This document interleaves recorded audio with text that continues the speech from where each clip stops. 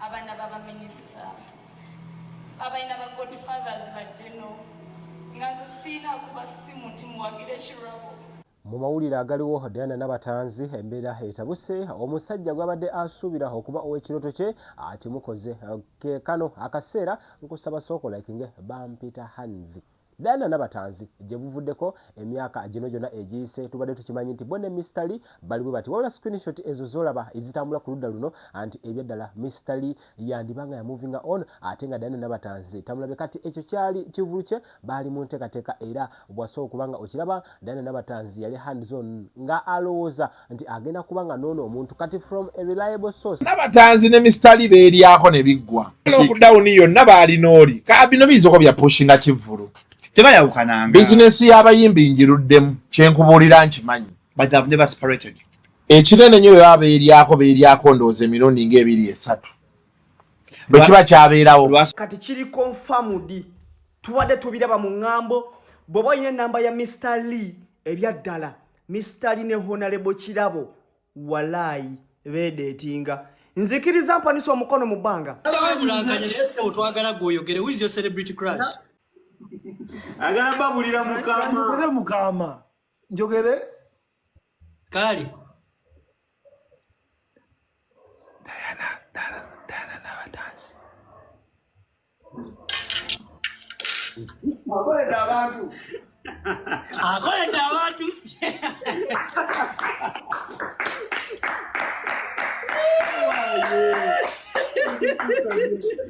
Okuva ku bantu abali kumpi ne Diana Nabatanzi batukakasizza nti Nabatanzi okuva lwe yalabye ebyo ebintu ebiddala tannaba kubanga adda ngulu olw'ensonga nti ne show gy'akoze olunaku leero gwe agirabye tujja kukkiriziganya naawe nti ebyaddala atabadde ye Nabatanzi waffe ow'olunaku oba ow'ebiseera ebisinga okuba nti oba oliawo bye bigenda mu maaso kati omukyala ono yaani abasinga mujja kumbuuza mukyala no w'amaanyi munda mu ggwanga erya Uganda olw'ensonga nti ye MP w'abavubuka mu Central Region. Kirabo Agnes ye mukyala gwenjogerako era nga ebyaddala oluvuuvumo olubaddewo ebbanga nga lwogera nti bandibanga beerya bandibanga kiwedde finally Mr. Lee ebyaddala akakasizza nti Mr. Mugisha yandibanga ye ne Agnes Kirabo Honorable omulambirira bali butolawe buti omukyala oyo ogezako kubanga olaba ebifaananyi ebyenjawulo naye beesaana Mr. Lee beesaana Mr. Lee ne Honorable must shine. Toteekawo kintu kirala mu comment section kati gwe anyumira omukwano ebyaddala naawe osobola okubanga olaba ka chemistry bana babiri omwami ayitibwa Mugisha Mr. Lee owa B2C ebyaddala ene namba alabika nga ali kutuufu temuteeka wano ebyobufuzi mbu NRM omukyala tukkirize nti omwami ayitibwa Mr. Lee tumusanyukireko nti ebyaddala agenda kubanga afuna MP olw'ensonga agenda kubanga amufunamu omwana olwedde yamufuna dda ebyaddala yakakasizza abantu nga asinzira akomikutu gye nti ayina omwana gw'asuubira okuva mu Honorable ayitibwa Kirabo Agnes era nga wano ensi yaguddemu nabe Diana Nabatanzi tannaba kubanga addangulu mu depression essaawa ena olw'ensonga byonna ebigenda maaso mu bino yabadde netakisuubira naddala nga ekivulu kyakaggwa bamanyi oba amanyi nti bagenda kubanga beeyagala mu kasente obaoliawo ke baakoze Diana Nabatanzi etakkiriza nti omukyala ayitibwa Honorable Kirabo Agnes yamulyawo dda minisita owabavubuka mu Central Region wano wetuli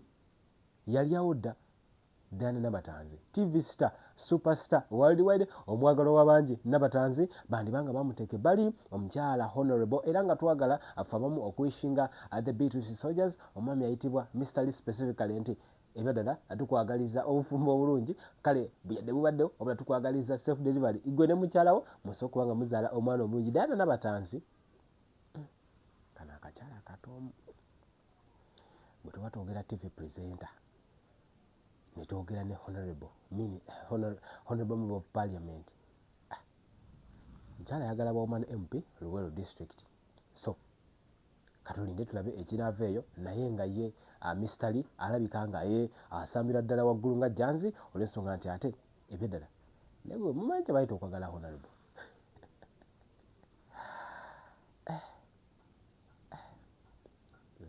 Nabatanzi wano nabatekiggwa Allahu Akbar Diana Nabatanzi Kirabo Agnes Honorable Kirabo omuvubuka ono wamukwasaganya otya olw'ensonga bano abaana bali stubborn kakati kyembuuza Nabatanzi omulekedda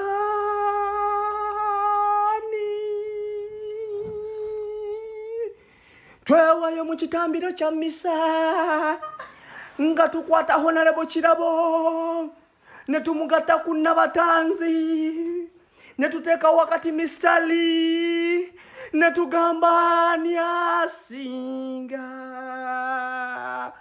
ne tukonkludinga nga tugamba omwasinga munno obweru ne bina omulala asinga munne ebiti. Omusajja lwaki pressurizing Diana namutwala kuba obukadi buyitawo ne buyitawo. What is that? Tulina tutuuse kwekyo tulina tutuuse sawa yonna tujja batubanjulira ensonga ezo. Li omukazi mujeewo byebyo muli mukola mwagala kulaba bintu nga byawukana kati abantu mbaleke ebintu mbireke bye bennakyo bebanga byebyo mujaba mubiraba. Nze ndi musajja atali mukwano wali omusajja ngaze emyaka gye ndiko. Kubanga kibo wa Diana? Diana mulamusiza. Okomyawo? Mulamusiza. Katono nnyo mwongerereko. Ya Diana tukulamusiza. Oli wakabi nnyo webale tubeereramu naffe webale tukutubeereramu naffe kubeereramu. Assalamu alaikum wa rahmatullahi wa barakatuh. Amanya n'eddoboozi Haji Abudu omusomi w'edduwa. Nkola ku nsonga ez'enjawulo emirimu nga gikutataganyeko ebyenfuna byo nga bidobonkanye ne oba oli bweru wa ggwanga emirimu gya kucankalanako jangu kusomere ku dduwa okuva nedda edduwa zaabaawo edduwa zisomibwa omuntu n'oterezebwa mu mbeera yonna ebadde ekusibyeko akanyaaga. Nina ekyoto kye nsobola okukumira lwadde oli bweru wa ggwanga nga toli kumpi wano n'ofuna omukisa ogwo nawe n'osomerwako ku dduwa nga nkuteddeko n'akabaani. Allah ajja kukusaasira ajja kukwanukula. Kuba ku namba yange y'essimu 0752 44 71 56 ne ku WhatsApp kwendi mpereza obubaka sobolo okuyamba. Assalamu alaikum wa rahmatullahi wa barakatuh. Enyo yabeeryako ndooze emirundi ng'ebiri esatu bwe kiba kyabeerawo. Lwasa yakulimba bayego oli muntu wa Lwasa oliriza Lwasa si ye yaŋŋamba nze kyenkubuulira olaba ebyoli mu kulaba batambuza kivulu. Last year they didn't have kati uliriza but they are eating themselves. Kale beerya naye nze kyenkubuulidde gwe kitwale lumu olimanya amazima. Bw'obadde okimanyi nti mu lockdown yonna yalina oyo sister wa mukyala wange nga bwe beerya bali be bati. Aye nga yatanze obyali bitambulira ebyadana kati kyenkugamba kati twala kyenkugamba ne kati